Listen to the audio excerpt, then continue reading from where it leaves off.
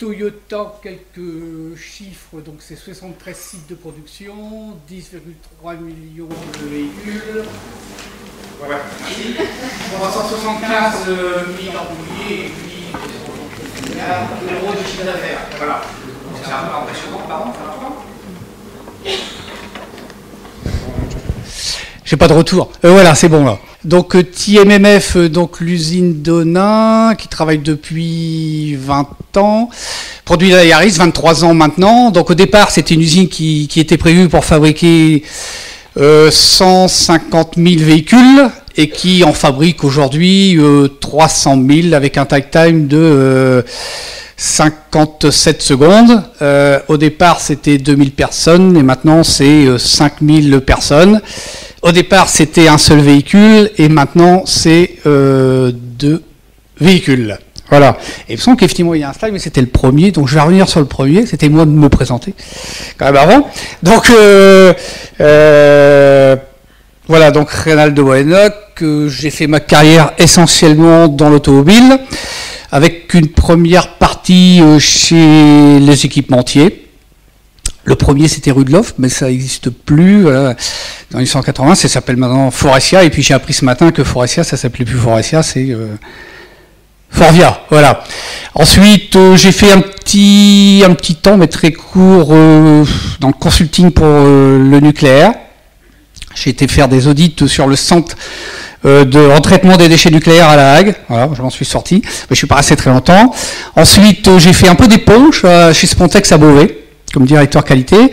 Et puis je suis revenu très vite donc dans l'automobile, chez un équipementier qui s'appelait Menel, alors qui est peut-être plus connu par Franck Menel, le joueur de rugby, et Eden Park. Mais c'est donc, je suis rentré chez Menel, et puis après c'est devenu BTR, etc. Donc c'était un équipementier qui fabriquait des produits d'étanchéité, tout ce qui est coulisses de vitres, joints, etc. Et pourquoi j'en parle peut-être un petit peu plus, c'est qu'à partir de 1993, on a voulu commencer à travailler avec Nissan, NMUK, donc en Angleterre. Et ok, vous voulez travailler avec nous, mais il faut mettre en place des démarches d'amélioration continue, de progrès, etc. Donc j'ai mis en place le premier département progrès en 1993, et donc j'ai commencé vers du Lean, mais du Lean enseigné par Nissan. Et ce que j'ai envie de dire, c'est que j'ai fait du mauvais Lean, parce qu'on faisait effectivement beaucoup d'améliorations, on a complètement reformaté des ateliers de production, etc.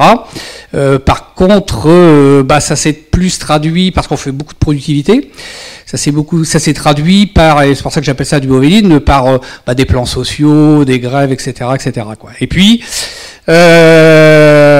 en 1999, donc, je suis rentré chez Toyota comme directeur qualité pour aider à mettre en place l'usine de production qui n'existait pas encore. C'était plus un champ de labour, mais c'était des fondations et puis des murs qui se montaient au fur et à mesure.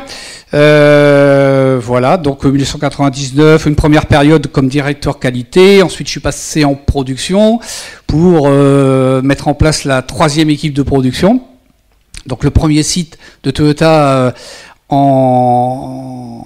de production de véhicules a tourné en 3 équipes. Ensuite, je suis passé en production de contrôle, donc toute la partie supply chain et puis gestion de projet. Et je suis revenu et terminé ma carrière donc en production, comme vice-président de production, pour préparer la 4e génération d'Yaris, donc qui était relativement conséquente parce que c'était aussi préparation avec une nouvelle structure pour le véhicule, et puis surtout préparer le site à accueillir et être capable de produire 2 véhicules. Voilà. Donc voilà, la présentation est faite. Voilà. Et puis maintenant, on va passer donc à l'essentiel, c'est-à-dire que voilà, moi aujourd'hui, je vais pas vous faire un cours sur le Lean, mais simplement vous expliquer ce que j'ai vécu, ce que j'ai compris de ce qui faisait la performance de Toyota à travers mes 20 années. Et puis donc chez Toyota, donc un message qui revient très souvent, c'est back to basic, quoi. Donc on en est où de nos basiques? Et revenons à nos basiques, faisons point sur nos basiques. Akio Toyoda, lorsqu'il a fait son bilan de ces 10 années en 2021, bah, c'est ce qu'il a expliqué aussi. Donc quand j'ai repris la présidence de Toyota, le premier point, ça a été on en est où par rapport à nos basiques? Et on parle beaucoup de ça. En se disant, bah voilà, alors les basiques, bah, c'est ce que je vais vous expliquer, mais on va jamais chercher des méthodes, on n'apporte pas de méthodes chez Toyota, d'autres entreprises, voilà, on est sur les basiques qui ont fait la performance de Toyota. On croit effectivement à ces basiques et notre souci permanent, c'est de s'assurer qu'effectivement on est toujours en ligne avec ces basiques et de s'assurer que 100% de l'entreprise comprend ces basiques, cherche à les appliquer, se les approprie. Donc un des slogans de TMMF, ça a été Back on Track. Donc voilà, c'était notre vision, notre slogan en 2014. Alors pourquoi on a adopté cette approche, enfin ce slogan-là et cette vision en 2014? Parce que 2014, on savait qu'en 2017, on allait se lancer dans la 4e génération d'Yaris et qu'on avait besoin entre 2014 et 2017 de faire le point, de reconsolider ou de consolider nos fondations, parce qu'on savait qu'on allait avoir affaire à un changement très important avec la 4e génération d'Yaris et la nouvelle structure. Donc on s'est dit, voilà, les 3 ans à venir, notre vision sur les 3 ans, c'est on travaille sur nos basiques. Et le rôle du management, donc c'est d'enseigner, de propager ce que j'appelle l'ADN Toyota, c'est-à-dire tout ce qui fait ces basiques. Alors ces basiques, ils viennent d'où? Ils viennent d'abord de la famille Toyota. C'est-à-dire que quand vous rentrez on en discutait tout à l'heure avec Chloé, c'est quand on rentre chez Toyota, on rentre dans une entreprise familiale. Alors ça a beau être un groupe de 300 000 personnes, etc. Mais voilà, vous êtes quand même, et moi c'est vraiment l'impression que j'ai eue dès le début, c'est qu'on est dans un groupe familial. J'ai envie de dire, Akio Toyoda, c'est quelqu'un qui est abordable, avec qui on peut discuter assez facilement. Alors voilà, et qui lui va sur le terrain, et j'aurai l'occasion d'y revenir. Et c'est aussi donc ce qu'on a essayé de développer à TMMF, c'est cette culture d'entreprise familiale, ce qui fait que même le président est abordable pour chacun des members de l'entreprise. Donc ces basiques, elles viennent effectivement de la famille Toyoda et ça a été transmis ce matin il y a eu une présentation de 2 générations et voilà, chez Toyota et donc chez les Toyoda, les basiques qui ont été développées au départ sur la métier à tisser avec Shakishi Toyoda ont été transmis de génération en génération jusqu'à Akio Toyoda qui, je vous le rappelle, lors son discours en 2021, il disait voilà, mon premier souci c'était les basiques qui ont été développées par mon arrière-grand-père, est-ce qu'elles sont toujours effectivement utilisées comme elles devraient être utilisées? Et ce qui a fait la performance de l'entreprise, je m'assure qu'effectivement, on est toujours au niveau où on doit être dans cette matière. Voilà, donc pour moi, alors les basiques dans l'ADN de Toyota, ma compréhension à moi, enfin ce que mon vécu, c'est qu'il existe au sein de Toyota deux ensembles de basiques. J'appellerais, il y a le hard et le soft. Le hard, c'est les basiques qui font l'amélioration continue, qui ont été initiées par les Toyota sur les métiers à tisser, développés par Ono dans les usines de construction automobile, etc. Et puis il y a les basiques que j'appelle plus le soft, qui sont vraiment propres à Toyota et qui, de mon point de vue, et c'est ce que j'appelais tout à l'heure dans mon expérience du mauvais ligne, ces basiques-là, les basiques de management qui sont directement inspirées des pratiques développées par les Toyota, manquent dans les autres entreprises. C'est-à-dire que beaucoup d'entreprises, effectivement, appliquent le TPS, appliquent les méthodes d'amélioration continue, mais sans mettre en place les basiques de management. Et c'est ces basiques de management que je voudrais vous expliquer aujourd'hui, en traitant tels que moi je les ai vécus et rencontrés. Alors, je vais utiliser 3 exemples. Ce qui est important aussi dans ces basiques de management, c'est ce qu'on cherche, c'est l'implication du management. Le rôle du management, c'est d'enseigner, de propager ces deux ensembles de basiques, et puis de s'assurer de leur constante application. En tant que être un leader chez Toyota, ça va être d'enseigner, de coacher, de guider en permanence, en s'appuyant sur ces basiques. Alors ces basiques, voilà, quand je vous dis que c'est qu'est-ce qui se passe là? Ah oui, j'ai pas vu. Il faut me le dire. Voilà, j'y suis. Donc, dites-moi, hein, surtout, je suis parti dans mon... Voilà, donc, les leaders, c'est eux qui enseignent, qui guident, qui expliquent les basiques. Et en 2004, j'ai été au Japon, et mes professeurs, c'était l'ensemble des membres du board. En commençant par Cho-san, Fujicho, président de TMC, et puis chacun des membres du board est venu et nous a expliqué un des basiques. Donc il y en a globalement 8 que moi j'ai retenu et j'ai sur lesquels on s'est approprié. Donc le premier, c'est Cho-san qui nous a dit il faut avoir des rêves, des objectifs et des visions, et tout commence par ça, quoi. Voilà, donc à l'époque, sa vision à lui en 2004, c'était d'avoir une croissance harmonieuse pour Toyota. Et puis après, effectivement, ce qu'on attend d'un manager, d'un leader chez Toyota, c'est qu'effectivement il ait des objectifs, il ait des visions et qui décline ses visions. Donc à l'intérieur de TMMF, on a eu tout un ensemble de visions et d'objectifs. Ça a été d'abord, le premier objectif, ça a été de savoir mettre sur le marché une Yaris fabriquée en France avec le même niveau de qualité qu'une Yaris fabriquée au Japon. Ensuite, un de nos objectifs ou une de nos visions, ça a été effectivement d'être la première usine de Toyota à tourner en 3 équipes. Et on a développé comme ça, au fur et à mesure, des visions. Alors en fonction après du contexte, ces visions peuvent changer. C'est-à-dire qu'en 2007, on était en 3 équipes et notre vision, c'était de dire est-ce qu'on va savoir fabriquer 300 000 véhicules sur le site d'Onin. Et puis Lehman Brothers est arrivé.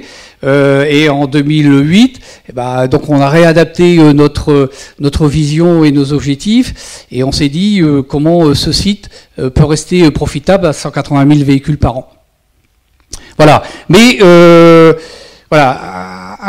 des points importants, c'est un des premiers basiques du management et ce qu'on enseigne pour être un leader chez Toyota, c'est d'avoir des rêves, des objectifs et des visions. Et lorsqu'on fait une nomination d'un manager, après cette période d'acting as manager, ce qu'on attend, c'est qu'il sache nous expliquer sur son scope de responsabilité, donc sur son atelier, c'est quoi sa vision à 3 ans, qu'est-ce qu'il va faire de son atelier, comment il voit son atelier dans 3 ans, quoi.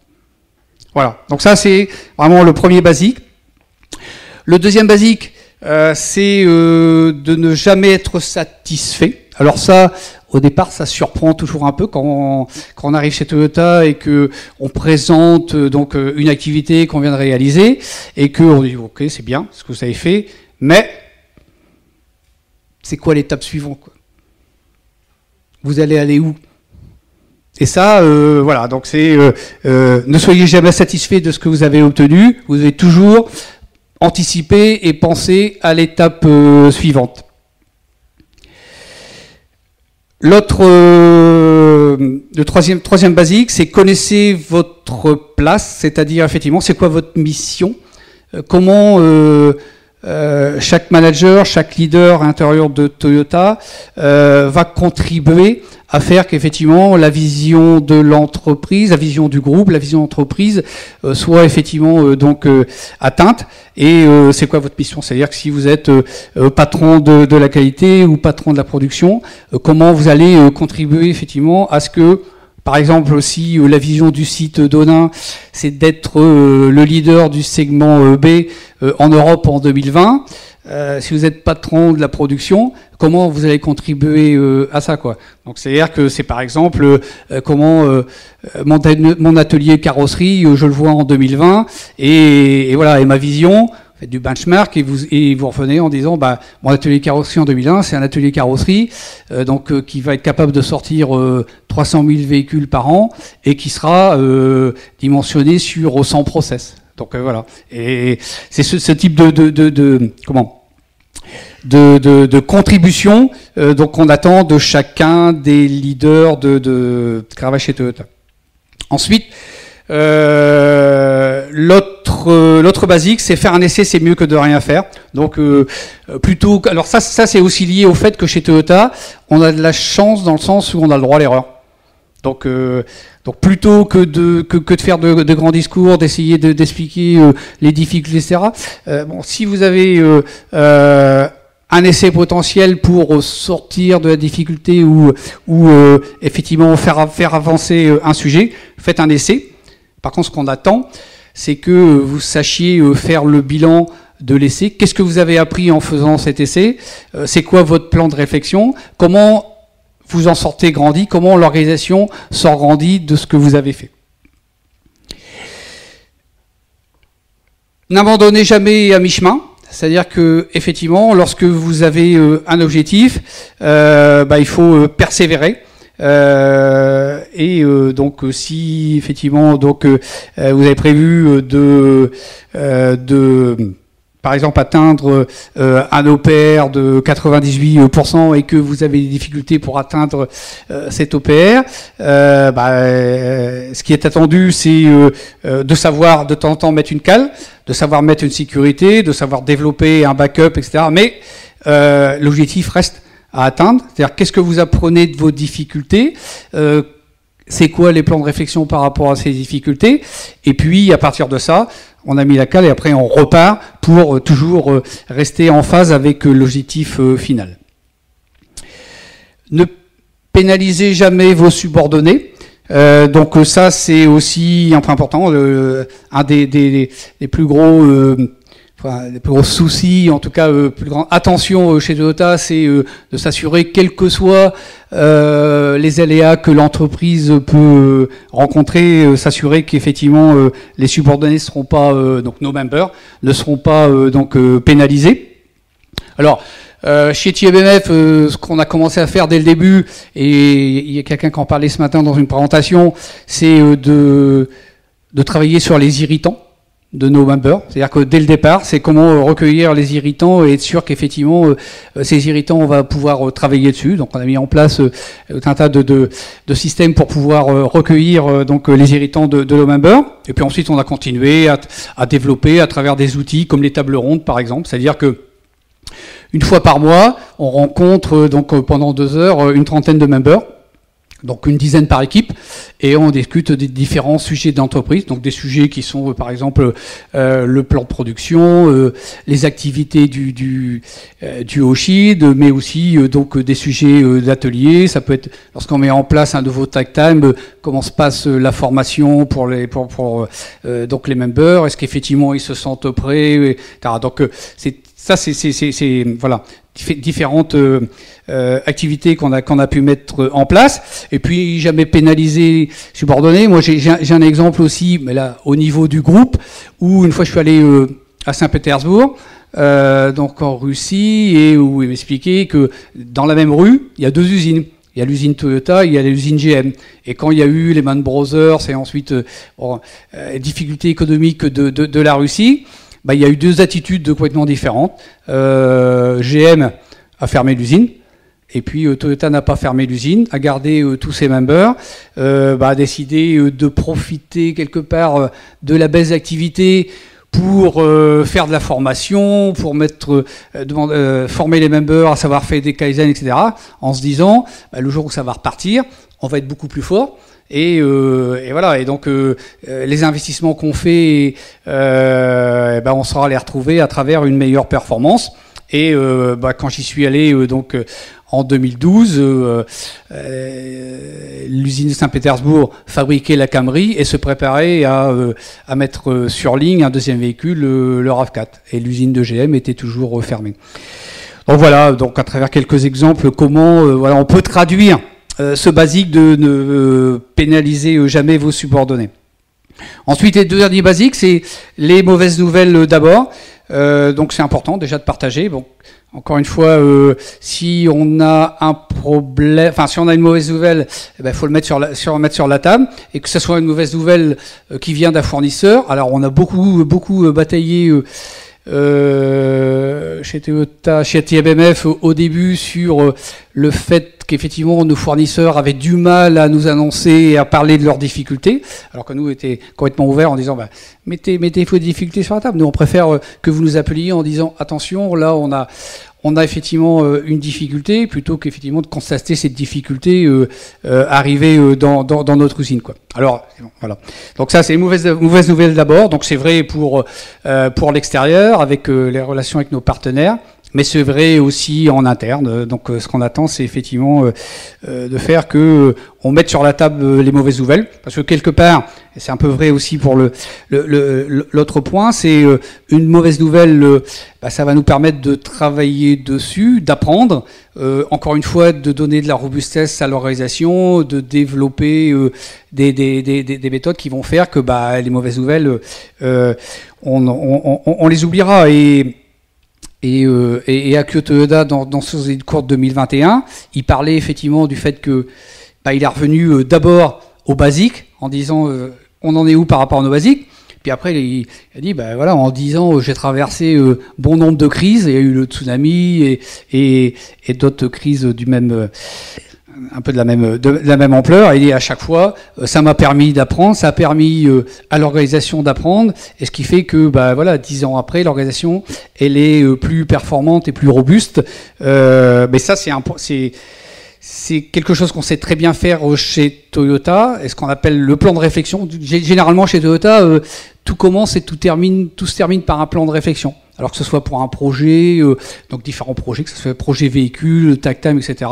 Lorsqu'on a terminé, on se dit, on fait un plan de réflexion. Qu'est-ce qui s'est bien passé et qu'est-ce qui s'est pas bien passé? Qu'est-ce qu'on a appris, et de ce qu'on a appris, qu'est-ce qu'on va mettre en place dans l'organisation pour qu'elle soit beaucoup plus forte et faire que quand on va aller au projet suivant, effectivement, donc on sera mieux armé. Et quand on démarre un nouveau projet, le premier truc dans l'OBEA, un des premiers points qu'on regarde, c'est le plan de réflexion du projet précédent, en se disant, on en est où par rapport à ce qu'on avait dit qu'on allait faire effectivement, est-ce qu'on a bien fait ça? Donc ça fait partie aussi des basiques.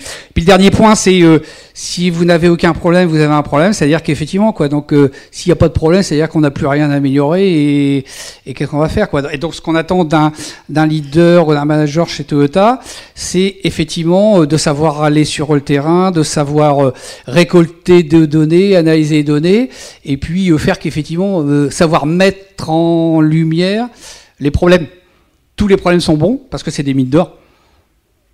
Donc voilà, donc et s'il n'y a pas de problème, ça veut dire que vous n'avez plus rien à améliorer, et vous êtes pas bien. Donc c'est-à-dire que c'est ce que j'appelle l'ensemble des 8 basiques. Alors c'est ce que l'on demande, c'est ce qu'on essaie de mettre en pratique lorsqu'on est un manager, un leader chez Toyota. Donc on appelle ça manager, on s'appelle pas leader, mais en tout cas c'est vraiment ce qui est attendu.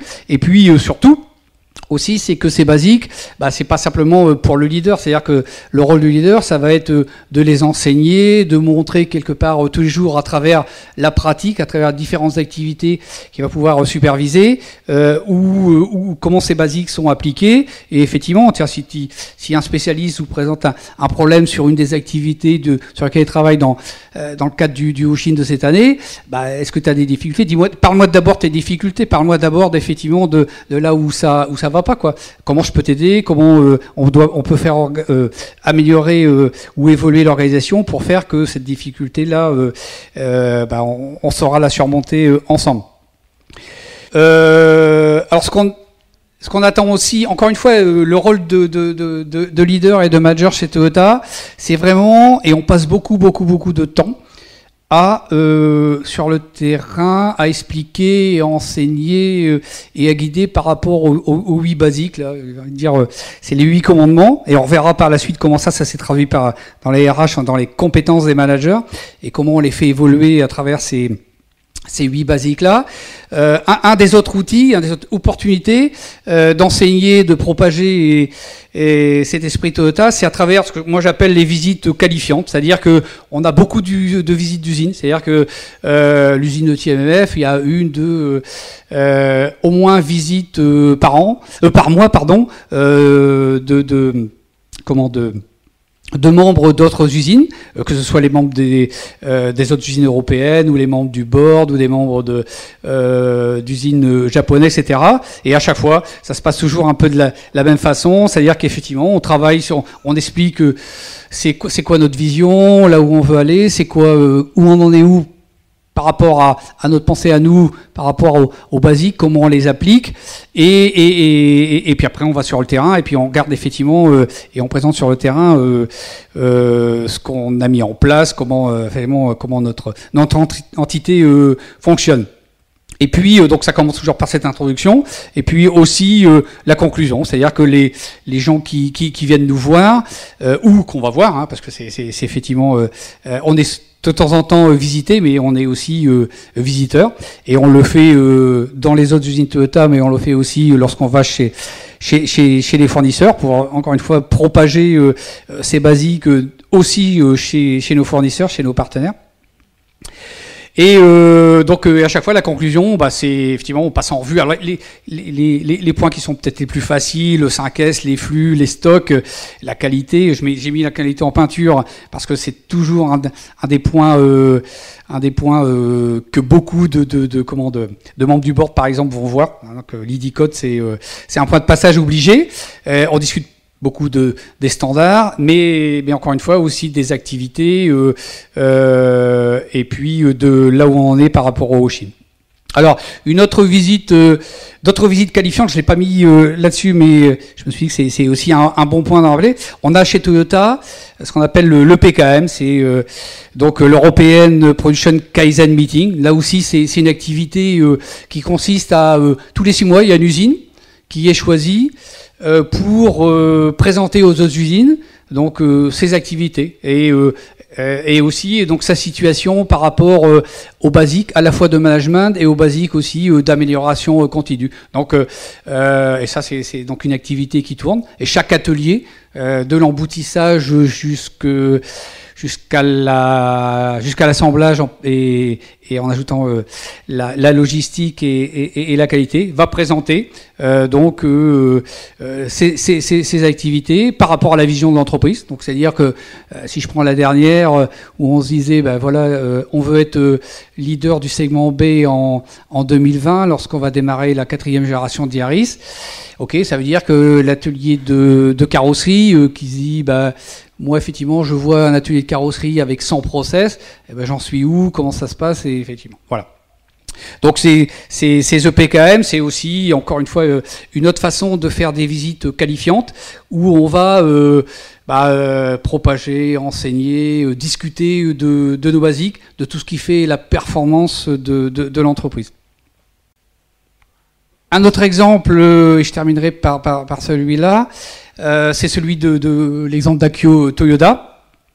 Donc qui lui aussi, alors Akio Toyoda, il se qualifie comme ce Most Gemba Oriented Président. Donc c'est vraiment donc son motif, c'est de dire moi je suis un président de terrain et il prêche par l'exemple. C'est-à-dire que effectivement les basiques chez Toyota, le président de TMC, il va expliquer à des members qui sont en formation TPS son interprétation par exemple des basiques du TPS.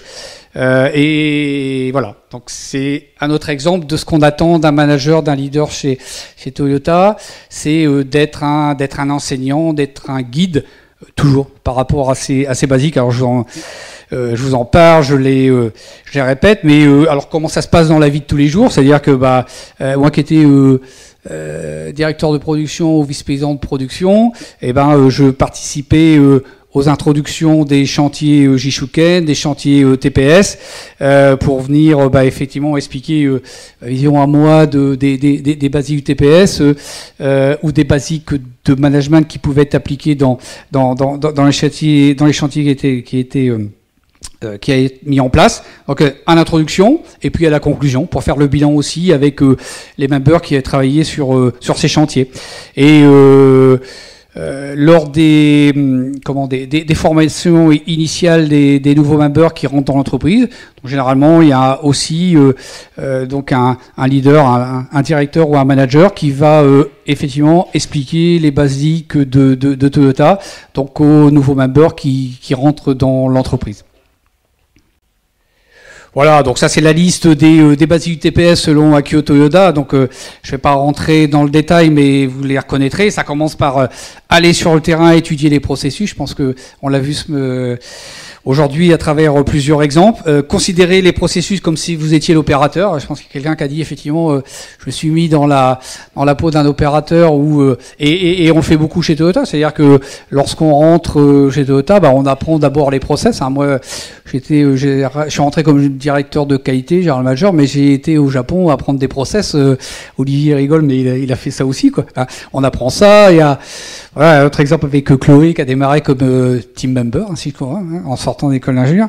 Voilà, ça c'est vraiment important. Donc ça veut dire que derrière, on comprend beaucoup mieux effectivement les process, les difficultés des opérateurs, etc. Donc ça c'est des points importants. Toujours commencer par la sécurité, c'est comment les supprimer, les opérations pénibles, etc. Donc je vais pas balayer toutes ces basiques TPS, mais je pense que le point important dans ce slide, c'est que c'est Akio Toyoda qui est patron de TMC, donc patron de 300 000 personnes et de 70 usines, qui prend du temps pour aller effectivement dans une formation TPS, expliquer lui-même c'est quoi les basiques du TPS. Et c'est ça, être leader chez Toyota, c'est d'abord faire ça. Et ces basiques, c'est les mêmes depuis une centaine d'années, quoi. Les métiers à tisser jusqu'au passage de roues en carrosserie. Voilà, c'est deux exemples pour illustrer que on utilisait toujours les mêmes basiques qui sont appliquées. Et on commence toujours par essayer de chercher la pénibilité, essayer de voir comment on peut d'abord aider le member, et puis quelque part à travers toutes ces activités-là, à la fin la productivité se dégage tout seul, mais on va pas sur un process en disant là on va réduire le nombre de process. C'est d'abord on est sur le terrain, on sait les process qui peuvent être plus difficiles que d'autres, etc. Donc on se dit on va travailler là-dessus. Et puis à partir de ça, on dégage effectivement des améliorations. Mais quand on travaille là-dessus, on travaille d'abord avec nos opérateurs. C'est-à-dire que c'est effectivement les opérateurs qui vont travailler sur les process. Je parlais tout à l'heure des chantiers Jishuken. Nous, on est là pour guider. On est là pour enseigner, pour s'assurer effectivement qu'ils vont avoir la bonne démarche. Mais c'est les opérateurs qu'on va dégager pendant 2 semaines d'une ligne, qu'on va former à savoir observer, à savoir bâtonner, à savoir filmer les process, et puis derrière à savoir analyser, à savoir mettre en évidence tout ce qui peut être variation, tout ce qui peut être anomalie. Ça c'est vraiment ce qu'on va chercher, ce qui est simple, et puis derrière c'est savoir proposer des solutions. Donc pour moi voilà, le message que je fais toujours passer, c'est qu'il faut d'abord avoir une vision pour l'entreprise. Et s'il n'y a pas de vision pour l'entreprise, mais c'est mon opinion personnelle, mais je la partage quand même, c'est qu'il n'y a pas l'amélioration continue n'a pas de sens. Quelque part, effectivement, on va s'améliorer, ça va effectivement apporter de la productivité, ou ça va peut-être effectivement améliorer la rentabilité financière. Mais d'abord, il faut donner du sens, c'est-à-dire que c'est quoi mon entreprise dans 3 ans, c'est quoi mon entreprise dans 5 ans, qu'est-ce que je veux en faire, quoi, où je veux être.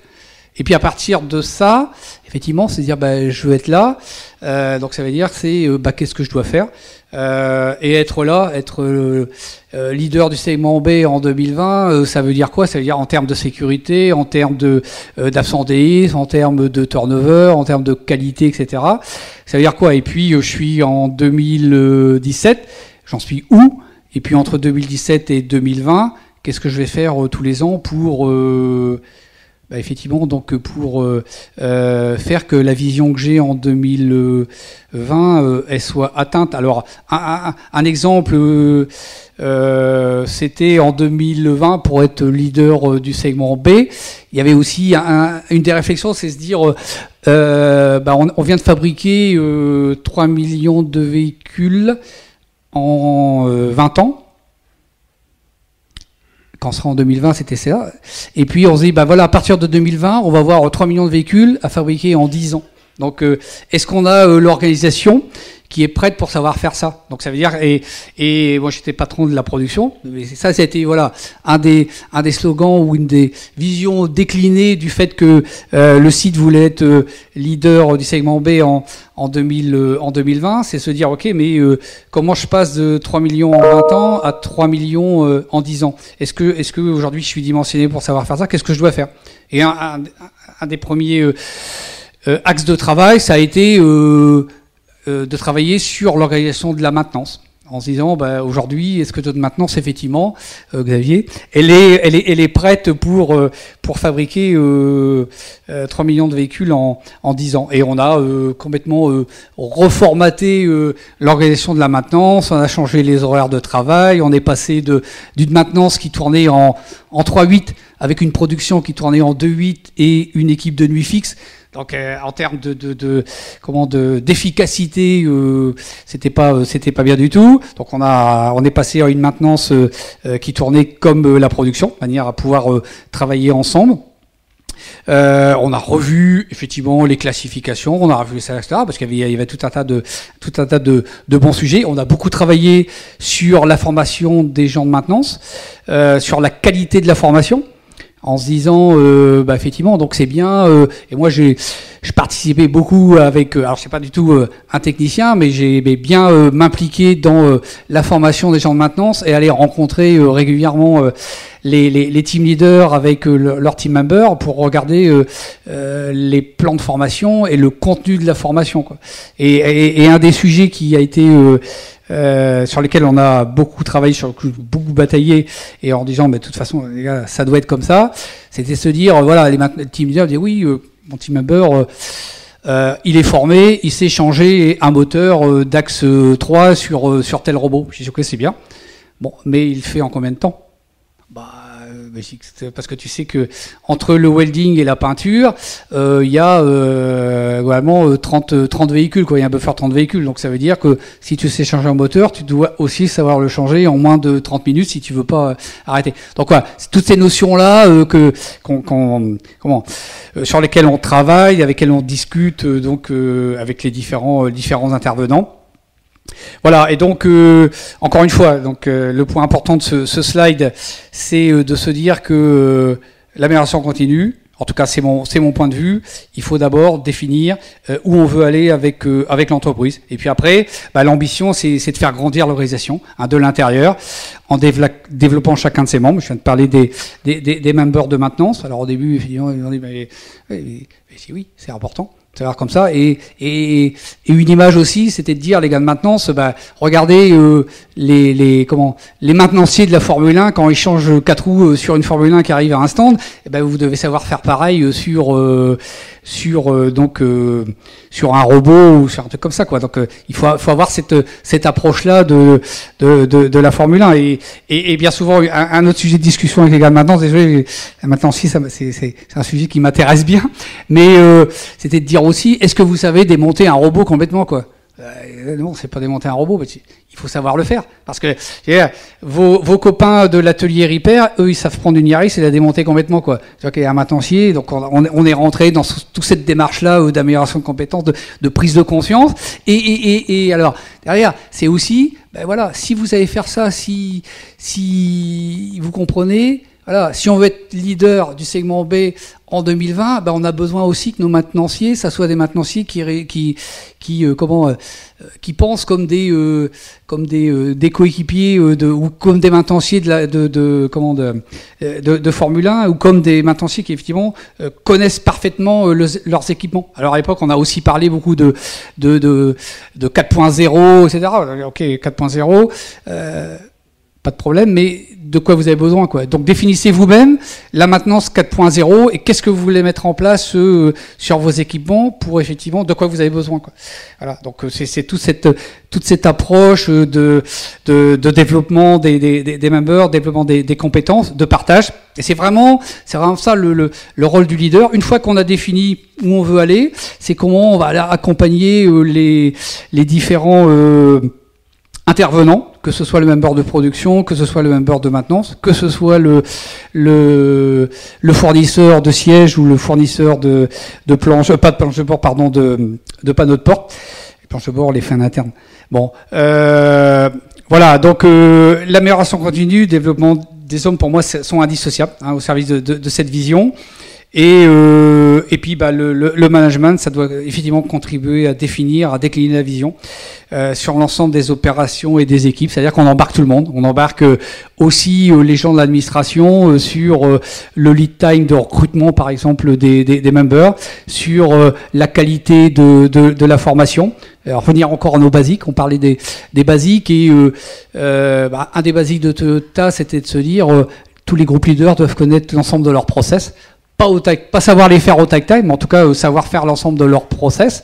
Donc en 2014, quand on a commencé à se dire il faut qu'on retravaille bien sur l'information, un des basiques c'était celui-là.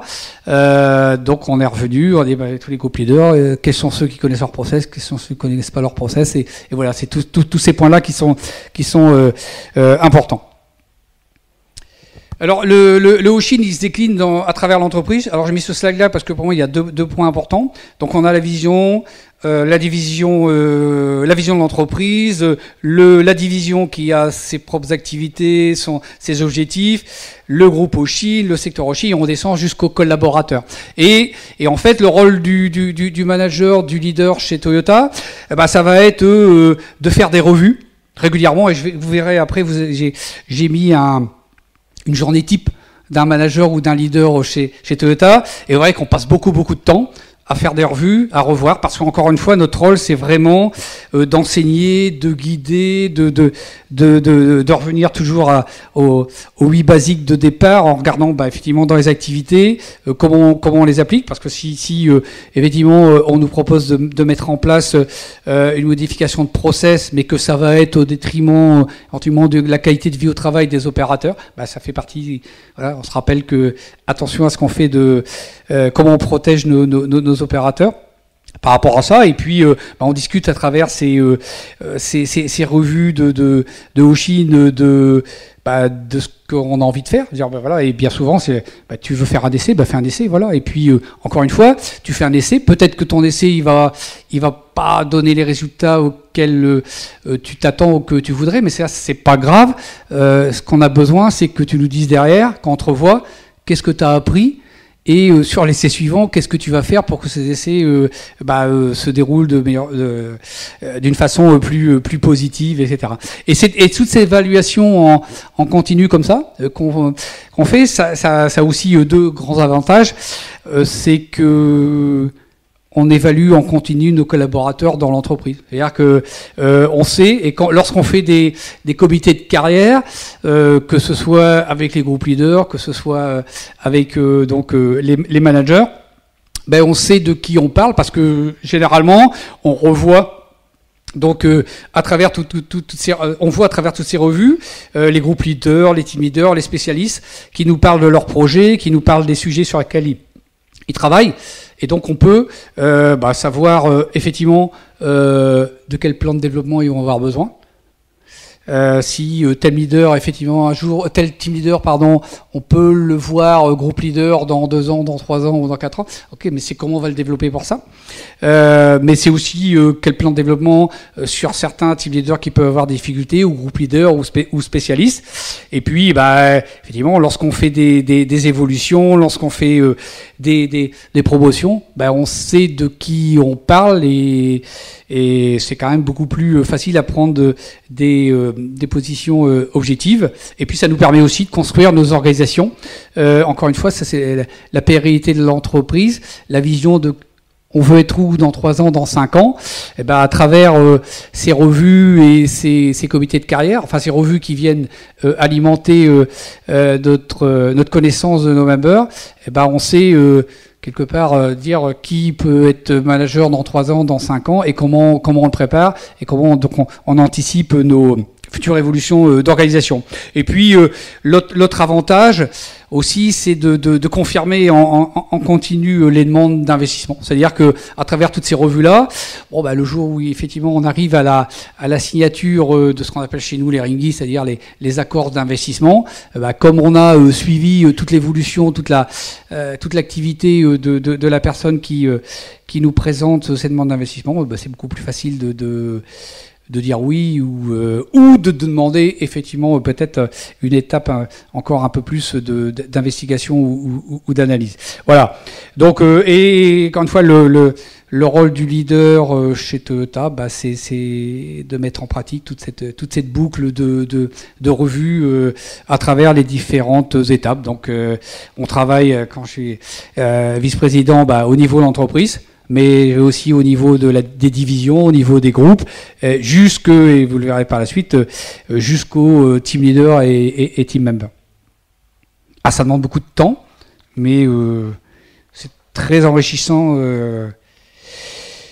Voilà, ça c'est un slide simplement pour résumer alors les compétences du manager. On n'appelle pas leader chez Toyota, mais globalement un manager chez Toyota, c'est d'abord 80% de son temps un leader qui va guider, faciliter, être un intermédiaire, et puis innover. Puis ça va être 20% de son temps un manager. Et puis quand vous voyez ça c'est les compétences, c'est-à-dire que c'est les 8 basiques que je vous ai présenté au début, remis à la sauce RH, formaté à la sauce RH, et qui nous permet donc de développer nos managers sur l'ensemble de ces compétences. Alors on va pas les développer sur les 10 compétences en même temps. On choisit en fonction de l'évolution qu'on peut voir pour et les évaluer aussi, bien sûr, qu'on peut voir pour nos managers, effectivement, sur quoi on va les développer sur l'année suivante, etc.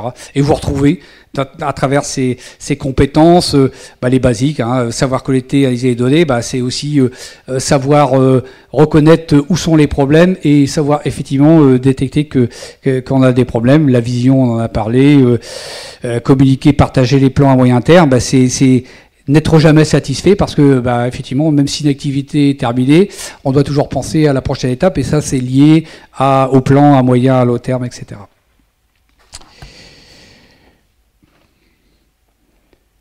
Alors une autre façon aussi d'illustrer le rôle du leader chez Toyota. Chez Toyota, on fonctionne avec la pyramide inversée, donc le mode participatif, c'est-à-dire qu'effectivement, encore une fois, vous retrouvez dans cette pyramide inversée, notre objectif c'est que 100% des members participent à l'amélioration continue, soient impliqués y compris le sens de là où on veut aller, y compris ce que ça veut dire être leader du segment B en 2020.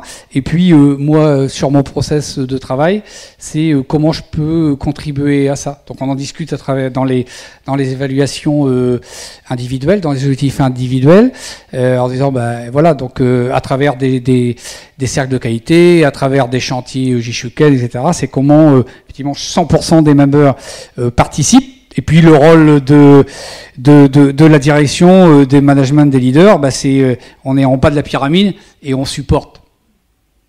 Et là, le résultat c'est que contrairement à l'entreprise de gauche où il y a 10% des membres de l'entreprise qui vont travailler sur les problèmes. Chez Toyota, on arrive à faire on n'est pas loin de 100% des gens qui effectivement travaillent sur les problèmes, et ce qui fait que la performance va beaucoup plus vite. Alors aujourd'hui, c'est quoi une journée type d'un manager ou d'un leader chez Toyota? Alors d'abord, ce qu'on fait, c'est que on a beaucoup de management visuel et des OBA. Il y a des OBA à tous les niveaux de l'entreprise. En tout cas, moi, c'est ce que j'appelle OBA. Il y a celle du président où on a le OSHI, le plan à 3 ans, etc. Mais si on va chez le team leader, il y a aussi l'OBA du team leader avec son aire de travail où il a ses indicateurs, ses objectifs et ses sujets sur lesquels il va travailler. Donc, on a, pour faciliter ce rôle de leader et de guide de l'entreprise, on a fait un agenda des revues qui va de la revue par équipe ou la revue jusqu'à la revue mensuelle. On a un système d'agenda synchronisé pour être sûr effectivement que un leader chez Toyota, il va avoir le temps nécessaire pour cadencer pour faire ses revues et ne pas être pris par des réunions qui vont venir manger son emploi du temps. Donc globalement, le matin, c'est les morning meetings à chaque niveau, en commençant par le groupe leader jusqu'aux officers en fin de matinée, où on passe en revue l'ensemble des performances de l'entreprise et puis des sujets, donc que ce soit la sécurité, qualité, performance, et top 3, etc. Donc j'ai pu en discuter tout à l'heure à la pause des points une fois par semaine. Je pense que effectivement la bonne maille, c'est de faire ça tous les jours. Je crois que vous savez beaucoup parler de ça. Voilà. Après l'après-midi, donc l'après-midi est plus consacré aux Chines, aux projets, aux sujets spécifiques, les comités, par exemple comité de maintenance, lorsqu'on a travaillé sur comment on fait évoluer la maintenance pour 3 millions de véhicules en 10 ans. Et puis les visites groupe leader et les visites team leader, ce qu'on appelle les VGL et les VTL, où là aussi, c'est en fin de journée, 17h30, 18h, on va visiter un groupe leader, donc un responsable de 25 personnes, avec ses team leaders, donc comprendre comment lui, il décline les valeurs de l'entreprise, les basiques de l'entreprise, dans son EBA, sur quoi il veut travailler. S'il veut travailler sur son ascendéisme, s'il veut travailler sur sa sécurité, sur sa qualité, etc. Et comment après il va décliner ça sur l'ensemble de ses team leaders. Donc on va voir le groupe leader pour regarder comment effectivement c'est quoi ses objectifs à lui. Et généralement un groupe leader il va avoir des objectifs à 3 mois en relation avec la vision d'entreprise. Et puis après on va voir les team leaders qui travaillent avec leurs members sur les sujets déclinés par le groupe leader. Voilà, donc ça j'ai déjà dit, mais c'est vraiment des revues qui nous permettent d'évaluer en continu les collaborateurs, les coacher, définir les plans de développement. Et une journée d'un leader chez Toyota, c'est ça, quoi. C'est beaucoup sur le terrain. Pas beaucoup assis au bureau, mais on n'en a pas vraiment besoin. Et lorsqu'on effectivement, on a besoin de temps de se poser et tout, mais ça va vite, quoi. Quand vous êtes en permanence sur le terrain et que vous connaissez bien les problèmes, que c'est bien vos members, que c'est bien, c'est plus facile de se dire, voilà, sur quoi je dois travailler. Quand j'ai mon Chine à faire sur l'année suivante, j'ai déjà identifié les sujets sur lesquels je vais devoir travailler, qui vont contribuer à faire que effectivement ça sera une contribution à la vision de l'entreprise, aux objectifs de l'entreprise, quoi. Donc on est en recueil permanent de cette banque de données et de sujets qui, alors on sait qu'on va pas tout traiter en même temps, mais voilà, en tout cas c'est vraiment comme ça qu'on fonctionne. En tout cas, moi, c'est comme ça que je fonctionnais. Et puis, c'est quand même comme ça qu'on attend qu'un leader fonctionne chez Toyota. Mais le point important, c'est effectivement, il faut que l'organisation soit structurée pour permettre aux leaders de pouvoir faire ces revues de terrain comme ça, quoi. Voilà. Alors, ça, c'est mon côté un peu good lean, bad lean.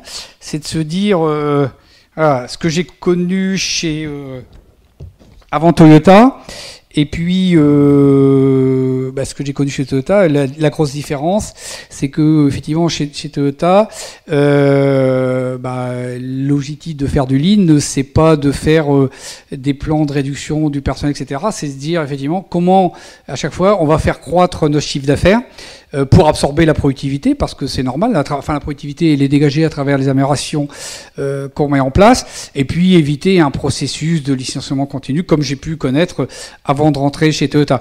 Donc voilà, c'est comment compenser ces diminutions de process. Et en 20 ans chez ATMMF, maintenant 23 ans, on a toujours été en recherche permanente de, ok, on améliore notre performance, on dégage de la productivité, on dégage du potentiel de ressources. C'est comment ces ressources-là, on va les utiliser. Alors soit pour faire des nouvelles activités, c'est-à-dire qu'on va, par exemple, et j'ai des exemples d'ailleurs, ça sera plus simple de prendre des exemples. Bon, ça c'est quelque part, c'est un peu tout ce qu'on a mis en place en termes de performance, tout ce que j'ai vécu en termes de performance, c'est un résumé comme ça, de savoir-faire en termes de takt time en 57 secondes, les besoins du marché, le takt time en 57 secondes, savoir anticiper un lancement de SOP par exemple, ça a été vrai sur le deuxième minor change de la 3e génération d'Iris, parce qu'il y avait besoin, parce que le marché, on a besoin d'anticiper pour toujours une fois pour savoir maintenir les volumes, comment savoir réduire nos coûts de logistique externes, etc. Donc tout ça, c'est toutes des activités qu'on a mis en place pour qu'ils sont des activités qui traduisent directement l'accroissement de performance de l'entreprise. Et puis après, voilà, et je terminerai par ça, c'est comment compenser ces diminutions de process pour pas avoir à licencier. Donc nos options à nous, ça a été toujours d'utiliser les gains réalisés pour supporter les ventes et puis faire que on accroisse les ventes. On est passé de 150 000 à 300 000 véhicules. Savoir changer de takt time, savoir monter en gamme le véhicule en offrant plus de diversité. Donc par exemple, on a développé en interne le Biton. À un moment donné, on s'est dit effectivement, voilà, donc on dégage. Voilà, on améliore certains process, donc on a besoin de moins de process pour réaliser certaines activités. Donc ça veut dire qu'on a des ressources disponibles. Qu'est-ce qu'on fait de ces ressources disponibles? On s'est dit, mais voilà, qu'est-ce qu'on saurait faire? On va essayer de faire du Biton à TMMF. On a fait 2 voitures en Biton, comme ça en proto. On a appelé les ventes, on leur a dit, qu'est-ce que vous pensez de ces voitures en Biton? Et oui, c'est pas mal et tout. Bon, écoute, on sait faire ça à TMF et on a récupéré les gens qu'on avait gagnés à travers des améliorations et on a développé le process Biton à TMF, voilà, comme ça. On a appris aussi à faire pour maintenir les ventes et accroître les ventes, à savoir faire régulièrement des modèles year. C'est un truc qui se faisait pas au début chez Toyota et donc on a mis ça en place. La fréquence des minor change, on est passé de savoir faire un minor change entre 2 major change à 2 minor change, savoir avoir des coûts compétitifs pour exporter nos Yaris aux États-Unis, au Canada, savoir intégrer en interne des pièces fournisseurs, que ce soit à l'emboutissage, au plastique, etc. Et puis aussi intégrer des activités au support, par exemple comme le training center et tout ça. Donc pour moi, ça c'est un point important que j'ai appris chez Toyota et chez Toyota et qui fait la différence entre Toyota et les autres entreprises.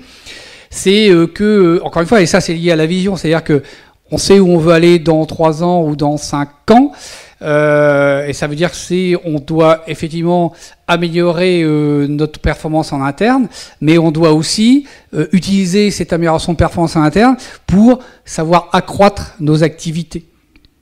Et puis après, il y a toute une palette, et ça il faut, et ce qui est bien aussi chez Toyota, c'est qu'on a une certaine autonomie pour faire des propositions. Un jour, on a dit, voilà, le Biton, nous, on voudrait bien vous le proposer, quoi. Voilà.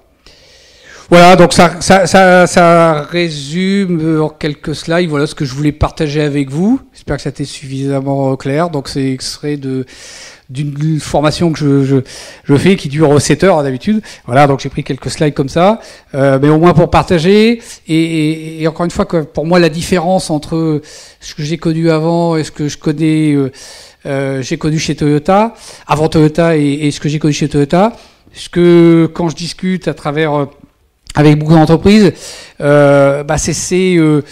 tout le monde sait faire du TPS, quoi. Tout le monde peut faire de l'amélioration continue. C'est pas très très très compliqué. À partir du moment où on sait observer un process, où on sait développer une boucle Kanban, où on sait faire un peu de TPM, etc. Mais par contre, avoir toujours en tête, voilà, c'est les 8 basiques de management, de se dire ma vision, je suis jamais satisfait, je protège mes collaborateurs, j'autorise à faire des essais. Même si de temps en temps, l'essai, ça marchera pas.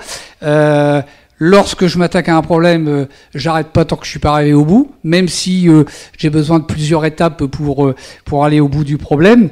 Et puis, encore une fois, quoi, s'il y a une mauvaise nouvelle, on la met sur la table et on regarde tous ensemble comment on fait.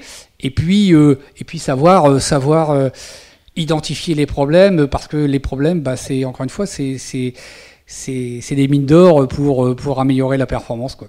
Voilà, j'ai terminé.